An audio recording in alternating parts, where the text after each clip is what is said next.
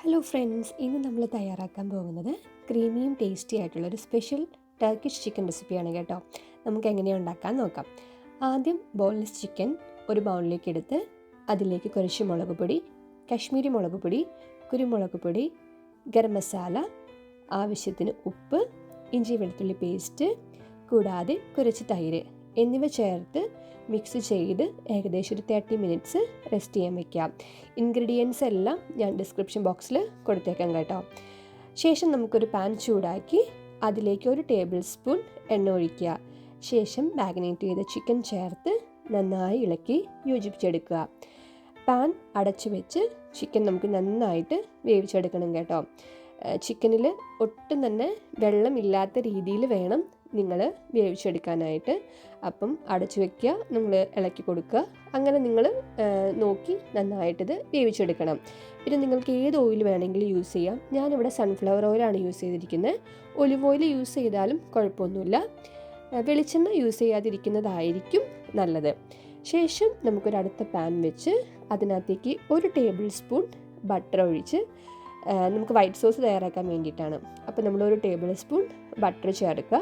Butter ഒന്ന് ഉരുകി വരുമ്പം അതിലേക്ക് 1 ടേബിൾ സ്പൂൺ മൈദ ചേർത്ത് റോസ്റ്റ് ആകുന്നത് വരെ മിക്സ് ചെയ്യുക.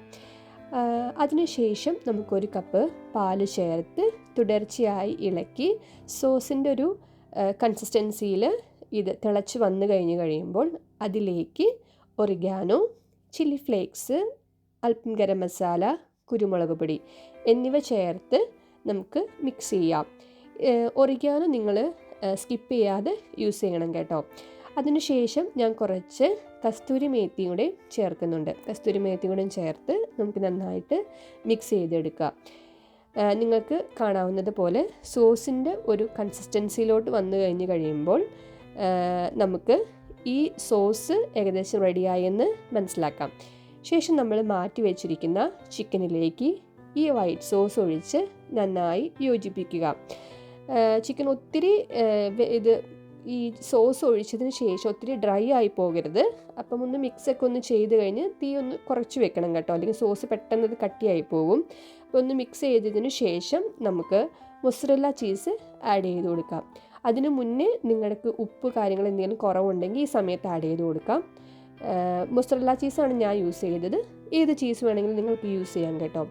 അവസാനം കുറച്ച് മല്ലിയില അരിഞ്ഞത് വിതറി നമുക്ക് ഗാർണിഷ് ചെയ്തെടുക്കാം. ഇത് ഏറ്റവും അടിപൊളിയായിട്ട് കോമ്പിനേഷൻ വരുന്നത് ബട്ടർ നാനിൻ്റെ ഒപ്പമാണ്. നിങ്ങൾക്ക് ചിക്കൻ ഫ്രൈഡ് റൈസിൻ്റെ ഒപ്പമോ ചപ്പാത്തിയോ അങ്ങനെ കുബൂസോ അങ്ങനെ എന്തിൻ്റെ ഒപ്പവും നിങ്ങൾക്ക് ട്രൈ ചെയ്യാവുന്നതാണ്. അപ്പോൾ വീഡിയോ ഇഷ്ടപ്പെടുവാണെങ്കിൽ നിങ്ങൾ തീർച്ചയായിട്ടും എന്നെ സപ്പോർട്ട് ചെയ്യണേ. അപ്പോൾ thanks for watching. Thank you.